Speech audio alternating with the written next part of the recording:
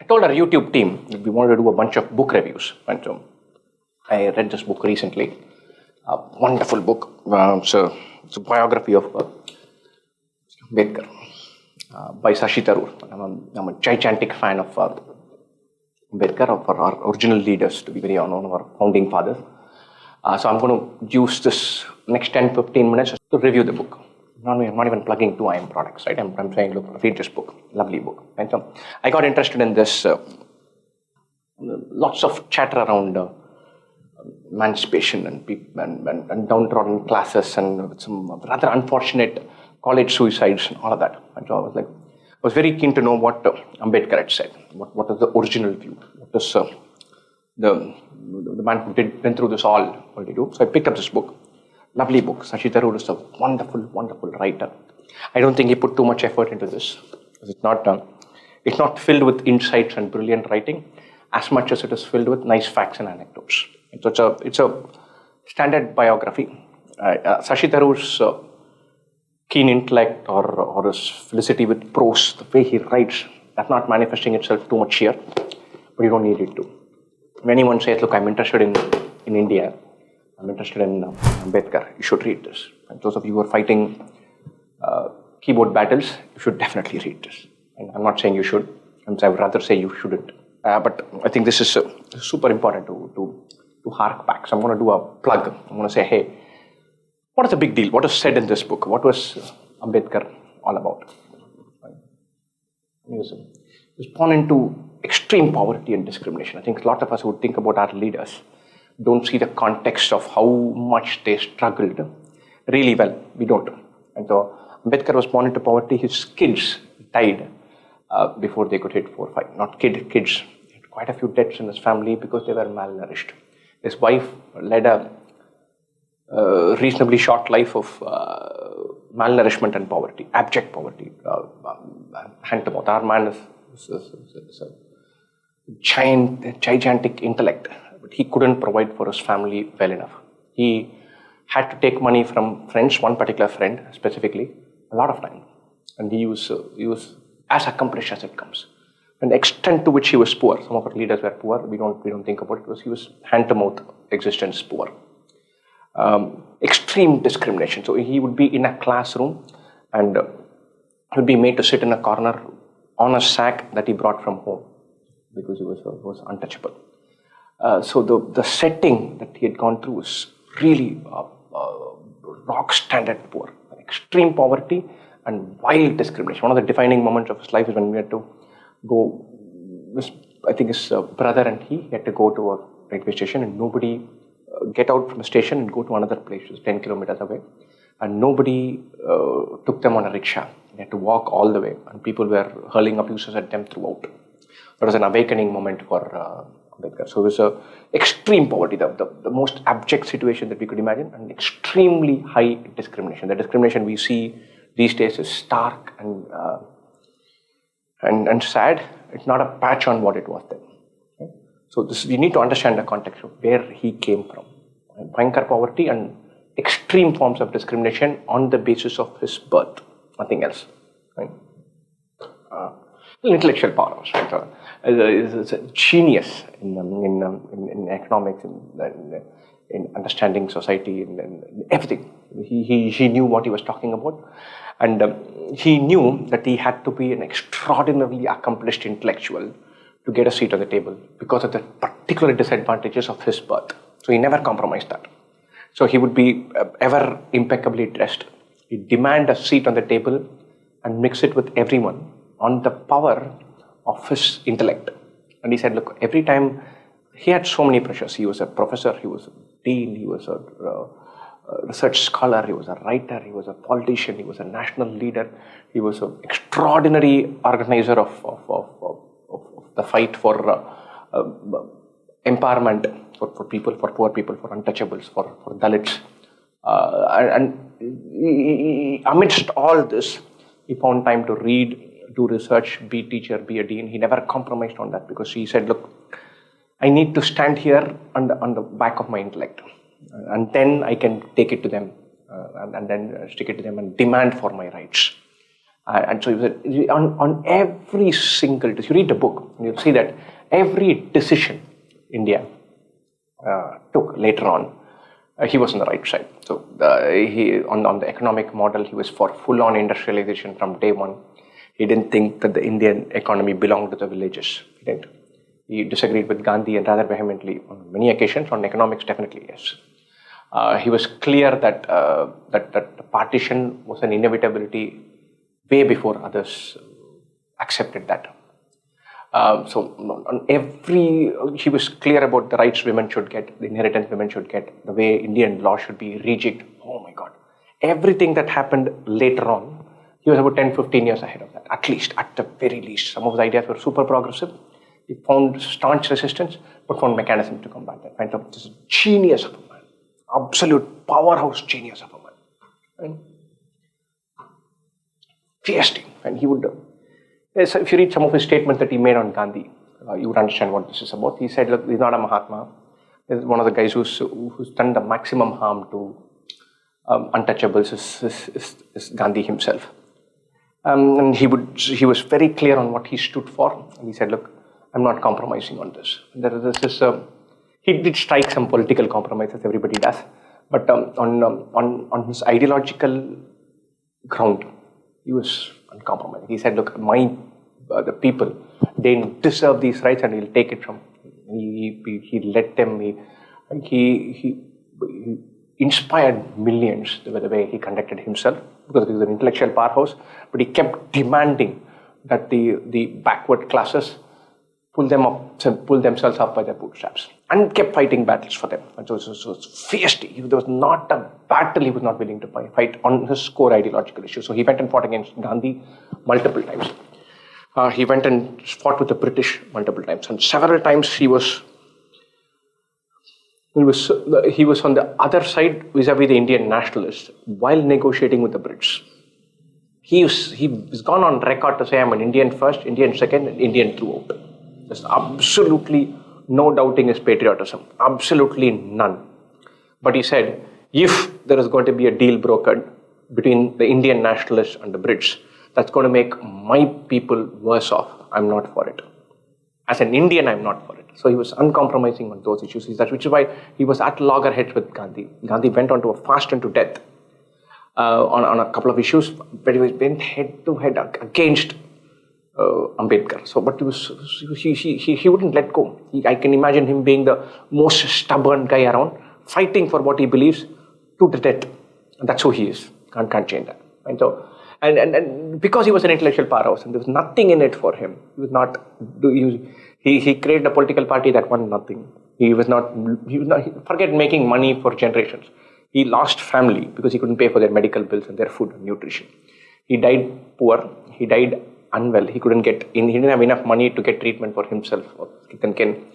And he was a workhorse to an nth degree. He would go all out all the time, talk to people. And so, phenomenal. Sure.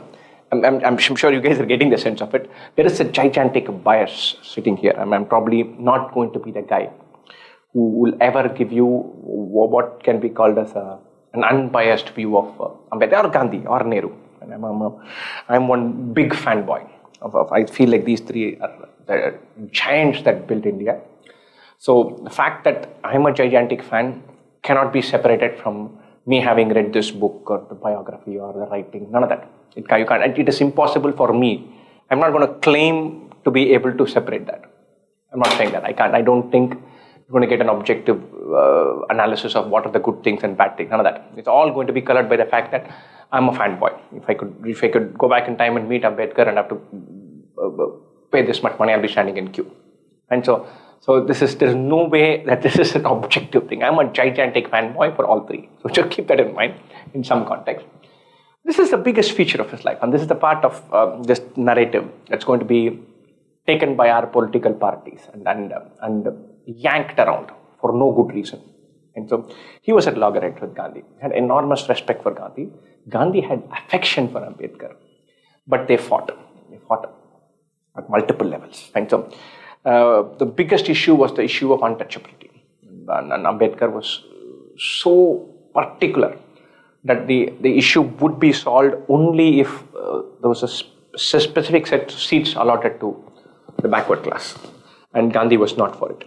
Ambedkar was particular that untouchability and the caste system be treated as one large problem.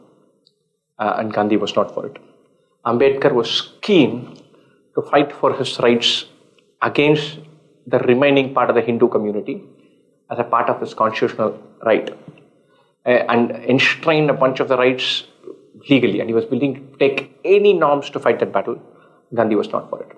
Gandhi believed that the Hindu religion should reform itself, could reform itself, would reform itself, and therein lay there up. That was their biggest bone of contention. Gandhi said, look, there's a problem here, work with me, we'll solve this. I'll hear you, I'll listen to you, I'll take you on board, I'm with you. And there is nothing dearer to me than this cause against untouchability. Gandhi coined the term Harijan. So Gandhi was, but Ambedkar could not bring himself to look at Gandhi any more than somebody was manipulating him into giving concessions.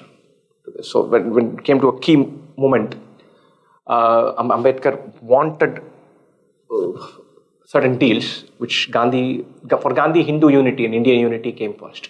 He didn't want it being divided. And Ambedkar said, look, you'll all talk like this, and then baad mein 10 days later be status quo, you've got power, and then the backward castes and classes are sitting where they are. I will not accept it unless cast iron guarantees are given. I'm not sitting on this table. Gandhi went on a fast and to death, and Ambedkar went as far as to call it emotional manipulation. But Ambedkar did go and meet Gandhi. Ambedkar did get convinced by Gandhi. Ambedkar withdrew his staunchest claims. Gandhi, on his part, accepted that some seats had to be reserved. They worked together. But they were at loggerheads throughout on key issues, mainly based on Ambedkar's firm belief that he could not work within the framework of the Hindu religion. For him, untouchability and caste discrimination are one part of a big problem. For Gandhi, the Varnashrama was all right, untouchability was wrong. And then he wanted the religion to reform itself and become progressive. I'm not going to say this is better, that is worse. I'm not here to sit and judgment about two grades, but they were at loggerheads. And and they were at loggerheads to the extent that one of the things that you could cast a question mark on, Ambedkar did not even come and say kind words after Gandhi was killed.